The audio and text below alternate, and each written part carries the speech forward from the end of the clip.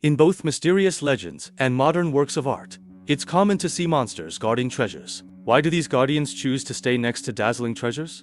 What hidden logic and cultural codes lie behind their actions? This video will explore the deeper reasons for this phenomenon through in-depth, logical analysis, rich examples, and cross-cultural background interpretation. 1.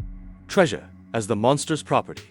The natural response of seizing and defending. First, in many stories, treasures are considered the personal property of monsters. These treasures are often the wealth and efforts monsters have accumulated over hundreds or even thousands of years. For example, a female dragon spent 800 years collecting beautiful gems to decorate her cave. This is not only a symbol of wealth, but also represents the identity and dignity of the monster.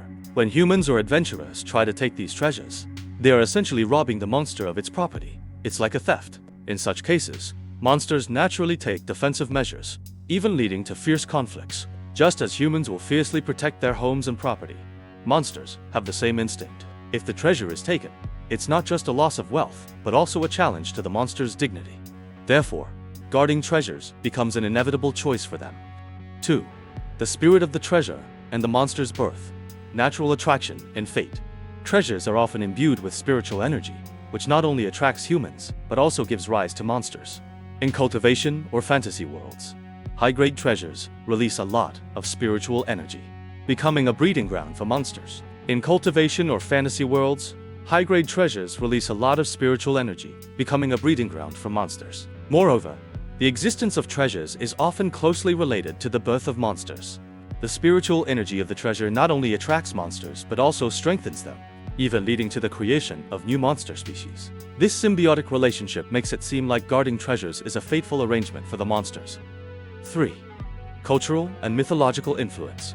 Different images of guardians in East and West. In different cultures, the image of monsters guarding treasures varies. In Chinese mythology, aside from dragons, many monsters like Bai Gu Jing White Bone, Demon, and Niu Mo Wang Bu Demon King are depicted as treasure guardians. These monsters either accumulate wealth through legitimate means or acquire it by plundering others' property.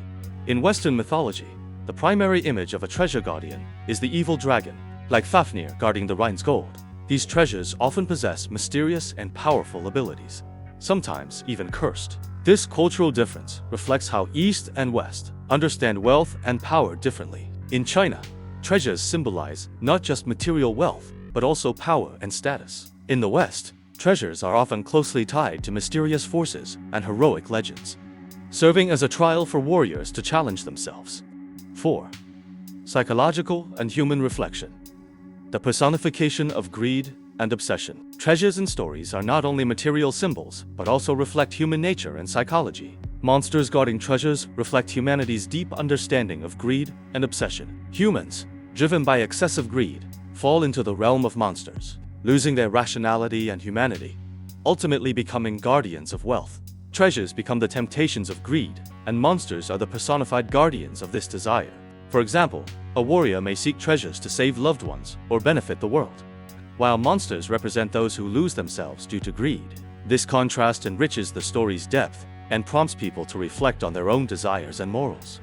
In conclusion, the phenomenon of monsters guarding treasures is not only due to their instinctive defense of property, but also closely tied to the spiritual energy of the treasure, cultural traditions, psychological symbolism, and more. This setup enriches the content of myths and artistic works, sparking deep thoughts on wealth, power, and humanity. By understanding the logic behind monsters guarding treasures, we can better appreciate the cultural and philosophical messages conveyed by these stories. That's it for today's video. If you enjoyed this content, please don't forget to like and subscribe. Your support means a lot to me. Thanks for watching, and see you next time.